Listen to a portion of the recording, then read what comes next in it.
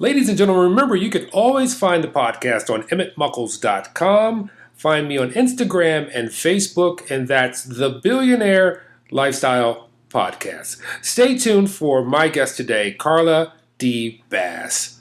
Right to Influence, and we'll talk about leadership. Welcome to the Billionaire Lifestyle Podcast with your host, Emmett Muckles. Please visit iTunes, Stitcher, or emmettmuckles.com to listen to all the episodes for free.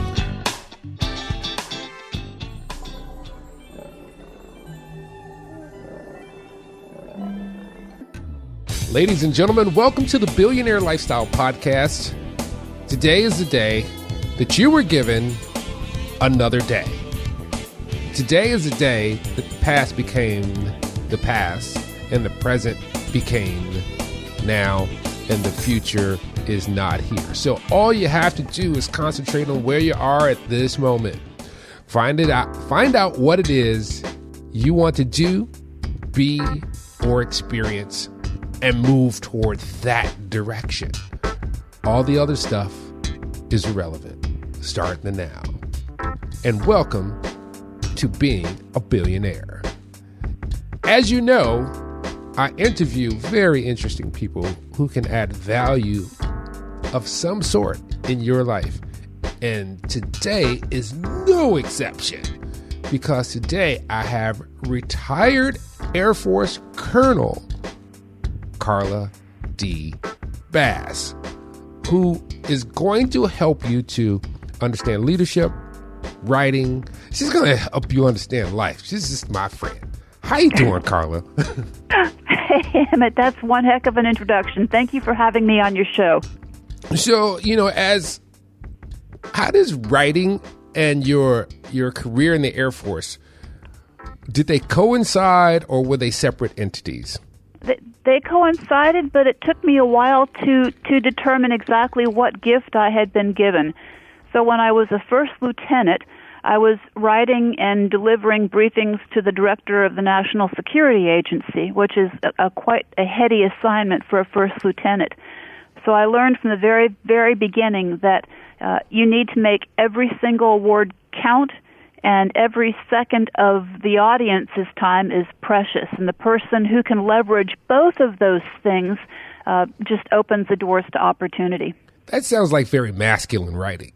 And I say that because as a man, I often have this dialogue with my wife, and I'm very efficient with my words, where she has a plethora of things to say, and I'm like, get to the point.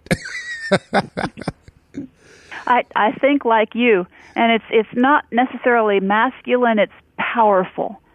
And so if you go under the presumption that everybody is busy, and every time you communicate with somebody you're actually interrupting their process or something else they were doing, the best thing you can do to help them is make your case, make it quickly, and get off the stage. And that's what I teach people how to do. I really wish you would teach this to most people who do YouTube videos, because they are so wordy. Get to the point. Get to the point. And in this society today, you would think that this would be kind of a developed trait with the limited access to words in the platforms such as online presence, how people communicate through text messages, but it's just the opposite. How does that translate over to, or how can you convey that to someone who's maybe thinking about writing a book or a blog post? Because I know you do workshops. Oh, I do. I teach workshops anywhere from 1 hour in length to 2 full days, depending on the client. Again, you go into this with a premise that everybody is busy. You're busy. So how you only have a few seconds to capture your audience's attention, then you have to fight to retain it. And you do it by getting your message up front, concise, focused, and precise as possible before the fish kind of looks at the hook and swims away. So you sound like you'd be a great copywriter. A copywriter? A copywriter, because like the copywriters who write copy for advertisements. Oh, yes. Well, precisely. I mean, my methodology, and I'll tell you how I stumbled upon this thing. It applies to to web pages, to marketing products, to awards and decks, to resumes, to input for your own performance appraisals. It applies to so many things. And if you learn how to write this way once and learn how to think like this, I'm telling you, it's a life changer. So why wasn't this taught to us? Well, there was a lot of things that weren't taught to us in school. This has not been in the academic system, I think, for about 15 years. And the reason, and I've thought a lot about this, but if you look at career professionals, the ability to write well, the way I teach it, it dissipates somewhere around the mid-level career professional. So that's why somehow the teachers didn't teach contemporary teachers. So it's no ding on the instructors, but it is a ding on those who determine what the curriculum is. This just isn't taught anymore. So even kids coming out of grade school, high school kids that graduate college, all those AP English classes, they all come out writing fat and not writing skinny, and they are shortening themselves to so many opportunities. Let me tell you how I stumbled on this. When I was a lieutenant colonel in Hawaii, I was the squadron commander of 480 wonderful troops. When I took command of that organization, it was the most losing unit in statewide quarterly and annual awards, not because the young men and women didn't deserve it, but because their immediate bosses couldn't write winning packages. So because your boss can't write, you don't get the award. Because you don't get the award, you don't get the advanced promotion. You can't send your kid to college because there's no pay raises, all because somebody can't write. So that's where I began my journey. I took 3 days personal vacation. I analyzed my writing. I developed this little handbook and my word sculpting tools, taught my guys to write, and we started sweeping the awards because they learned how to tell that compelling story. And I ended up teaching this methodology for the next 15 years in the Air Force to thousands of people, and that turned out to be the nucleus for my book, Right to Influence. The battle cry that I developed from that is that powerful writing changes lives, because it opens doors to opportunity that otherwise would be closed. So that's what my tombstone is going to say. Powerful writing changes lives. Now, I have a hard time getting my thoughts concisely, because by the time I think it, and by the time I try to translate it onto paper, my hands are too slow. Have you come across people who have this kind of block that can't get it right and then whittle it down? You have to get it out first, and then because that's kind of how I do emails. I put the very bulk of what I'm trying to get in the email, and then I go back through and make it personable. Yep, two responses to that, and both of these happen to be two of the biggest mistakes that people make, whether they're writing blogs or emails, professional, corporate, wherever they're writing. The first mistake is they don't outline their thoughts. I am such a believer in outlining. You have a story in your head. You have a purpose for communicating. So you begin with the introduction and then outline bullets, bullet, key point, and then to the conclusion. So you've actually captured the skeleton of the story. And then you can go back and as you're drafting it, fill in those parts that coincide with the skeleton. So that's the first mistake, is people don't outline. If you don't outline, then you cannot control that time and that space because you haven't paced your story. The second mistake that people make, and you just mentioned that you don't make it, is that once they have that first draft, they don't go back and revise it. So revising, editing, and proofreading are three distinct steps. The first drafting is part one of my book. It's the strategies on how you tell your story powerfully.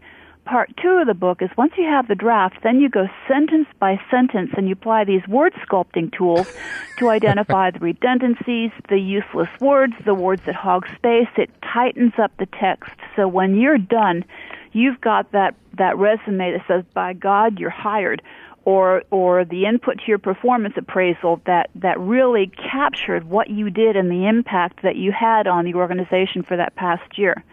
So those are my two thoughts there. There was a technique that I came across, and it was very early in my life, like in my 20s. I remember writing a resume, and I had a friend of mine who was military. It just came out of the military. Go over it. And he says, you write like you speak. He's like, this is very different. He's like, you have to stop doing that. He's like, when someone reads it, it's different than how you would speak it. Do you find many people have that challenge as well? Yes, you nailed it. So in the book, I've identified what I call the dirty dozen, the most common errors in professional writing. And number 12 is writing as you speak. Conversational language differs dramatically from professional communication. Authors often fail to go back and extract from their draft that colloquial, sloppy writing. And I need to point out that I have that listed as number 12 of my dirty dozen as the last one. Why the last one? Not because it's least significant, but the items that people will remember in the list the most, that they're most likely to remember, is the opening item and the closing item. So this is a huge issue that people, they don't revise because they don't know they're supposed to do that. Now, do you find that this translates not only to their professional endeavors, but it translates once they go through probably some of your courses or your workshops or read your book, that it translates into the way they communicate to others in their daily life? Well, yes. I mean, once you learn to communicate precisely, I mean, after you do this for a while, it actually reflects in your speech patterns too. But well, it does. People. Well, yeah, it does. It just becomes instinctive. But I talk about word sculpting. All skills. You start off as an apprentice, and the more you practice it, the more you inculcate it, and you become a master at it. So you read the book. There are 200 exercises in there with a before-after analysis, so you can see the transformation of each one of these exercises. And pretty soon, when you see other people's writings cross your desk, whether it's an email or business correspondence, whatever, you'll begin recognizing the errors or the sloppy writing in their products, and that will reinforce it in your mind. Say, oh, I could have said this better. Yeah. I see it. And I hate to use the word judge, but it's what it is. I can judge if people are readers or frequent readers by two things: how they write and how they enunciate. Because I'm somewhat of an avid reader, and it literally helped me change my cadence, my enunciation, and especially being a podcaster, because I get to hear my own voice and cringe at various times. Yep. Go ahead. Two thoughts to that. First of all, it depends on the quality of material that you're reading, because if you read poorly written stuff, then that not only is not going to help you, to use a double negative, it's going to negatively impact your ability to communicate. My when I have time to read, which is not very often, my genre of choice is the spy novels. So there's one author whose writing is honest to goodness kindergarten-esque, where you can read one sentence on the page and skip the rest of it because it's written so fat. I contrast that with Daniel Silva, and I'll mention his name because he is my hero. Daniel Silva, this spy genre, crams so much significance into a single sentence. You're hooked. You don't want to miss a single word in a single paragraph on his pages, and that's the difference between fat and skinny writing in fiction. Now, let me give you an example. One of my 10 word sculpting techniques. This was a very fun one to share. This is verbs are your friends. So if you can imagine a hard-boiled egg, you got that? Yes. Okay. Now make that sucker 6 foot tall. Big, hard-boiled egg. What you need to focus on is the yolk. The yolk is the verb. The white stuff is what sloppy writing nowadays, business, corporate, coming out of school, suffocates the verb. Here's the example. Reduce the amount of time equals expedite. Has taken part in equals participate. Specifically say equals specify. You see where we're going? Yeah. Provide approval equals approve. So if you and people will write this, do that gut dump, get the draft, but then go back through that sentence by sentence and look at your verbs. And if you can go from fat to skinny, there's a real verb in there, and you don't need all of that suffocating white stuff. Yeah, I have a writer, and I'm trying to think of the person who wrote The Firm.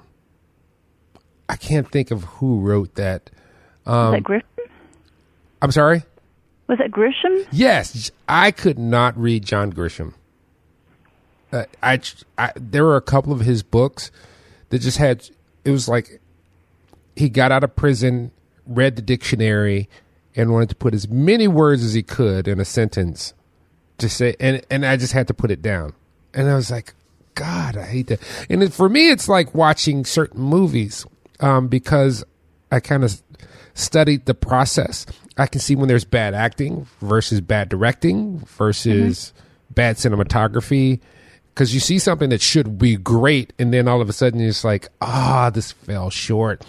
But for those who are interested, how can they get your works and find out more? Sure. The name of the book, again, is Write, W-R-I-T-E, Write to Influence, ! That's part of the title. It's available online at Amazon and Barnes & Nobles and other locations. A lot of libraries carry it.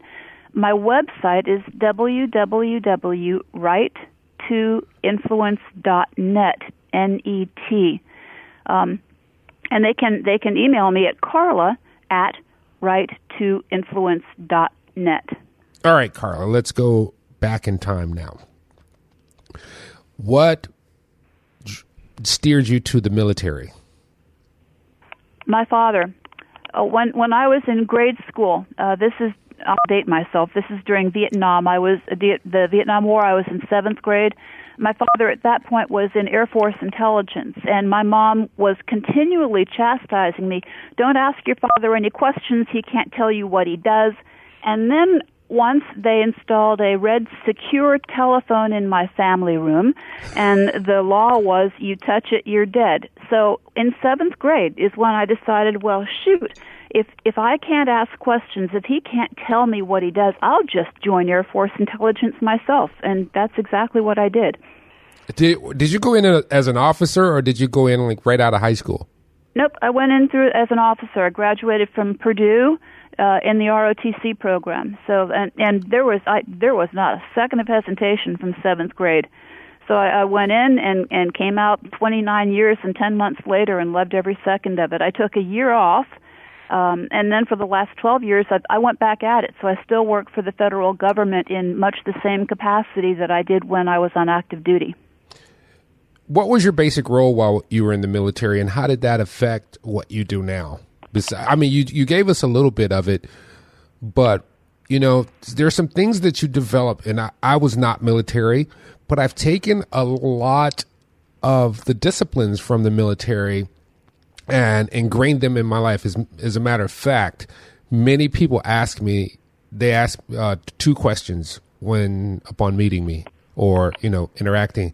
A, were you in the military? B, were you a cop? Interesting.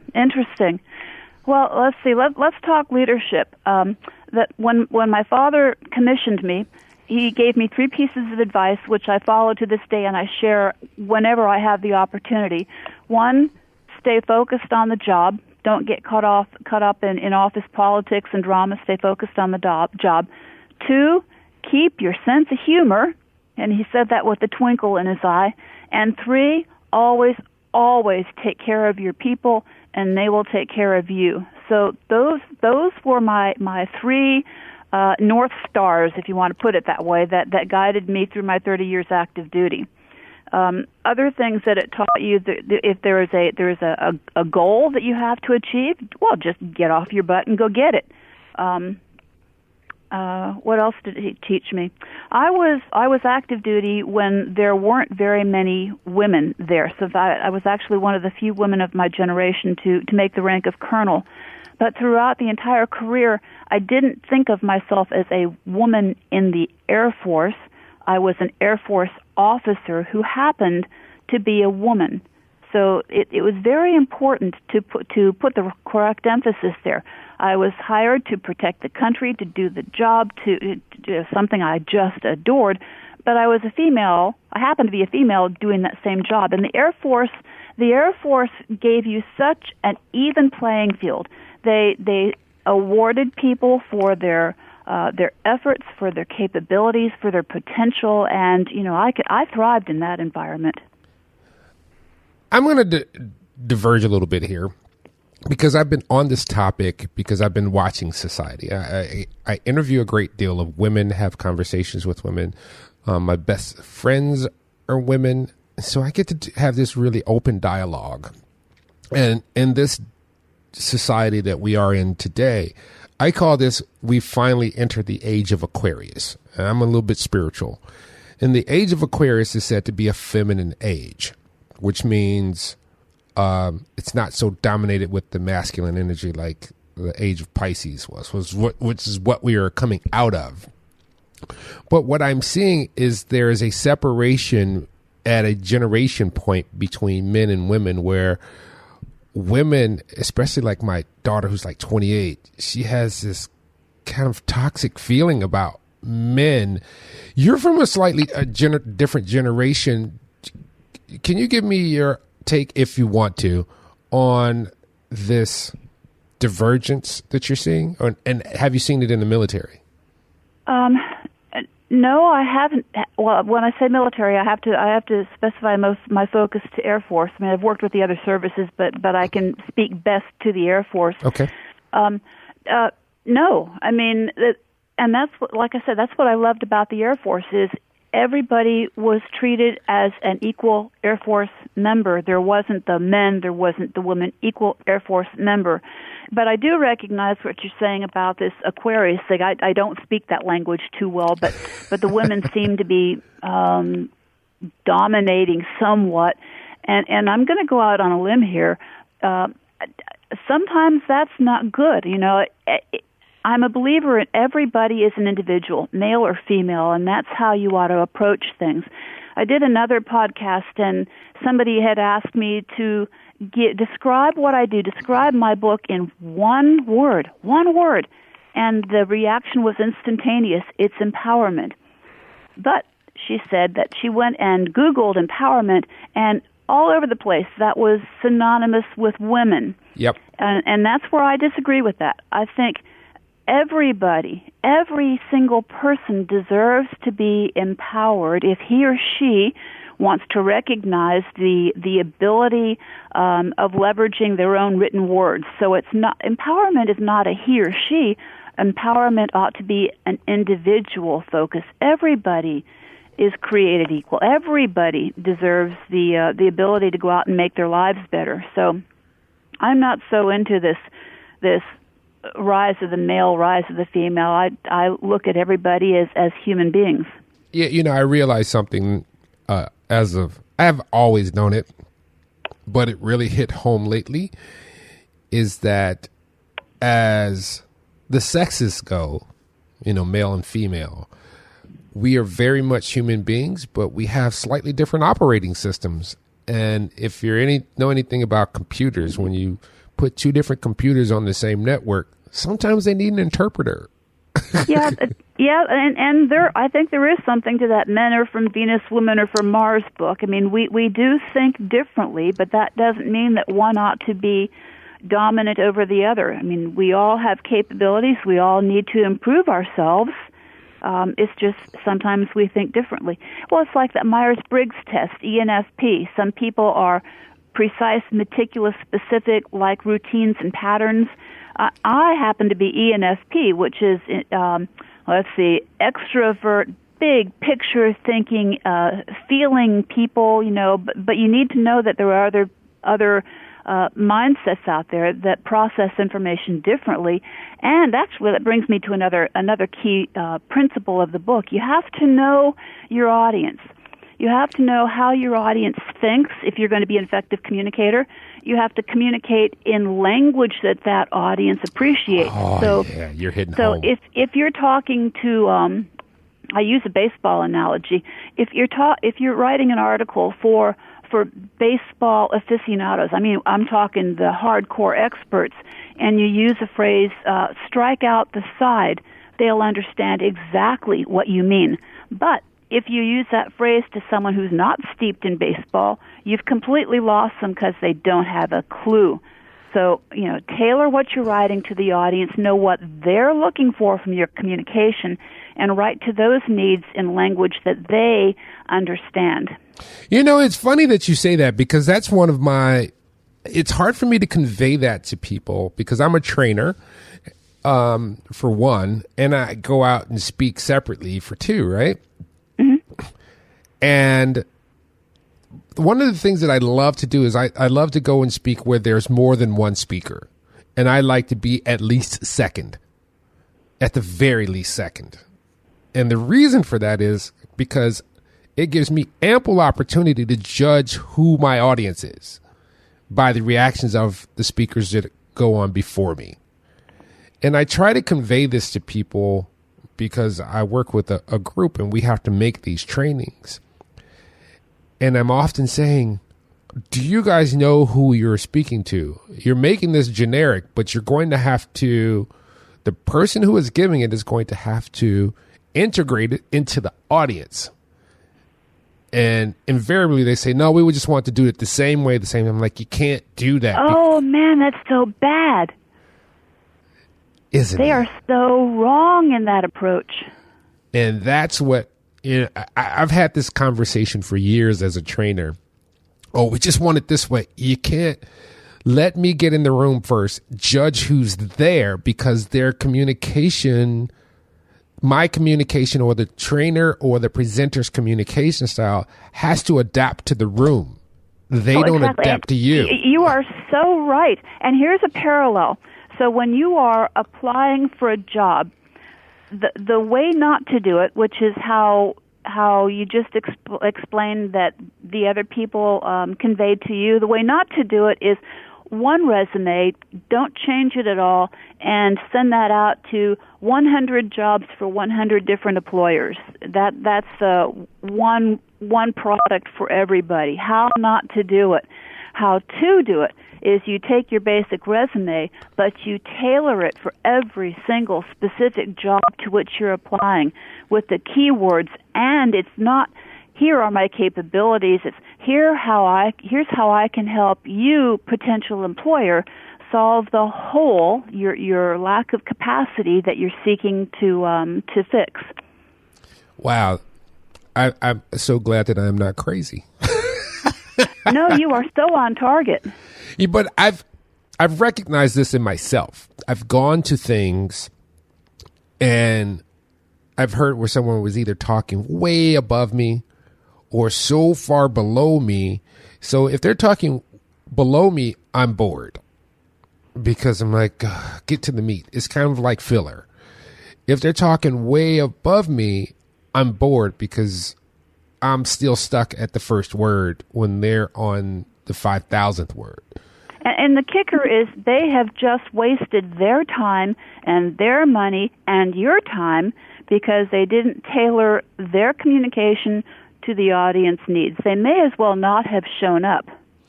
And one quick way that I ascertain the crowd is I present the subject and I ask a question. What do you guys know about this? How do you guys see this? that tells me a lot of information. If you ask a question instead of just being the authority figure and saying, I'm going to dominate this and tell you what it is. Hey, let's dialogue for a brief bit so that I can know where to go, how to speak your language, and make this the most fruitful. And I understand that with writing. My problem with writing is, like you said, and I think you've given me some tools to help me along this. I need to slow down and not be so fast about it, and really think about what it is that I want to present, because I have to do a lot of content, related to the podcast and other things. But I think you've given me some great tools that I can use moving forward so that I can be a lot more fruitful and impactful in my creation. Yep. So 2 more thoughts. Remind me to hit triage if I lose my train of thought here. But going back to the interaction with the audience, that's what I love so much, and so do my participants in these workshops, is I don't stand up and talk to them for an hour or a day or 2 days. This is back and forth. So I will explain the strategy or explain the particular writing technique on the screen. I will show a really hosed example and show them how I transform it. But then it's a ping pong game. I say, now it's your turn. Here's a bad one. Based on the previous example, you fix it. And the more rapidly you pitch the answers at me, the more information I can share. So I have slides that I call them shout-outs. So those examples of verbs that I gave you, there's a list of verbs on the slide. And so I'll say, is in response to, and they'll holler back the answer. So it's back and forth and back and forth. And by actually practicing it and verbalizing it and seeing the transformations occur, the people in the workshops, they incorporate these teaching techniques so much more readily, and it's enjoyable. Triage. So once you get all of the information, I'm sorry, go ahead. No, I'm listening. Okay, so triage. The strategy of triage is get that information down, but then remembering that you're limited in time and space. If you're giving a 30-minute presentation and you've got 50 minutes worth of points that you've just written down, then you have to go back and strategize which are the most important points, and then there will be a cutoff line. Like a governmental budget. There's only so much money, there's only so many seconds. Some of the information is going to make it above the cut line, some of it isn't. But that's where you strategize to make sure that the most important points you put up front, and so you get your primary thoughts across in the allocated time and space. I'm going to give you this compliment because you are so good at it. So, ladies and gentlemen, we're communicating via telephone, and one of the reasons that I communicate via telephone is because I need to give visual cues of telling people, of keeping the interview flowing. You are so good at this. It is amazing, which means you give your point, and then you give room for the host to actually ask you a question. That is so awesome. And this is a tip for anyone who's listening. So we're talking about communication. We're talking about the written communication. But this is a verbal communication when you're having a dialogue with someone that is for the benefit of others, that you leave space for a dialogue to actually occur. So kudos to you. Well, I thank you. I have to be careful about that because I get so enthusiastic about all of this and have so much information to share. I try really hard not to step on the podcast host's time. No, and I do this for you guys. I do it for those who have information because I saw that there was a need. There are a great many podcasts out there, but they were really focused on these people who are already kind of known, or it's like a circle. And I was like, we're billionaires. We're all rich, but we all need a seat at the table. And it's also selfish of me because I get to learn a lot of awesome stuff from other people, because because of this show, I get to reach out to people that I would never be able to have a conversation with. If I was to just email you and go, hey, I want to call you up and talk to you, most people would be like, kick dirt. But if I say to you, I want to have a conversation, record it, and let other people hear it so that I can promote you, then people are so readily apt to say, oh, that's awesome. Let's do this, which is the benefit to the public. So thank you very much for being on the Billionaire Lifestyle Podcast. Well, it has been my pleasure. I thank you for the opportunity. So I'm going to go to the last, and I do this infrequently. And this one, you're going to have to maybe close your eyes or look up in the air. So imagine if you are 22 years old, probably just leaving college. All right? Yeah. Picture that person. All right, now picture yourself as you are now. You're sitting on your couch. You're probably having a nice little cup of Joe or a glass of wine, and no one's home, and you're just like, I got the day to myself. And you're sitting there, and the house is warm, and you're just cozy in your thoughts. And all of a sudden, the doorbell rings, and you get up, you go to the door, you open it up, and there sits your 22-year-old you looking at the current you. And she asks, you've done quite well. Can you give me some advice so that the bumps won't be so hard? Oh, that's a fabulous question. But I have to tell you that I have been blessed. I have not experienced so many bumps. I had amazing parents. My father grounded me with leadership in the Air Force. My mother, who was a military wife during some very rough military years, showed me how a woman can stand tall, stand strong. Her advice to me, oh my God, she beat it like a drum beat, so I'll pass this on too. There's no such word as can't. I mean, like a drum beat that demanded to be heard. She told me that all my life. There's no such word as can't. Get out there and do it. Shoot for the stars. So I came up with such a fabulous foundation, and I promised myself back when I was that young person that when I recognized wisdom, I would listen to it. And I did. There was one point where I almost made a horrendous mistake. I almost got married. In fact, it was 3 days before we were supposed to go off for the wedding. And a story that's way too long for this podcast. My mom recognized that, and so she is screaming at me on the telephone. I was a first lieutenant, okay, going to a midshift at NSA. She's screaming to me at me on the telephone that if I go forward with this, I will regret it for the rest of my life. And as I cried my way through that midshift, I remembered that promise I made to myself that they are wise people. If I ever hit a crossroad, I would listen to them, and I did. It was the smartest thing I ever did. So I would just tell that 22-year-old girl that all the foundations that you were provided, stick with it and don't deviate from them, because I didn't, and you'll come out just fine. Awesome.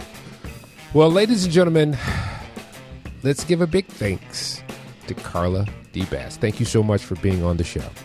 Thank you, Emmett. Today is a day that you begin again, right now. As a matter of fact, when I started this sentence, it became the past. That's how we are continually in the now. So all you have to do is move forward. Be in emotion. Take your energy and put it in motion. That's what emotion is. Sometimes you can get bad signals from that emotion. It can take you down, and hopefully it will take you up. But just remember, it is in your control if you take time to sit back and pick it apart. Sometimes it gets us so down that we're at the end of our rope. When you get to the end of your rope, make sure you don't go past the end. Make sure there's just a little bit, and that little bit tie an itty bitty knot to be your stabilizer, and just hang there for a while. Don't let it take you down even further, and just hang there. And as you hang there, rest in yourself. Once you feel the emotion, the energy in motion to pull yourself up. Do so, reset, start again. Till next time, love you all. Peace.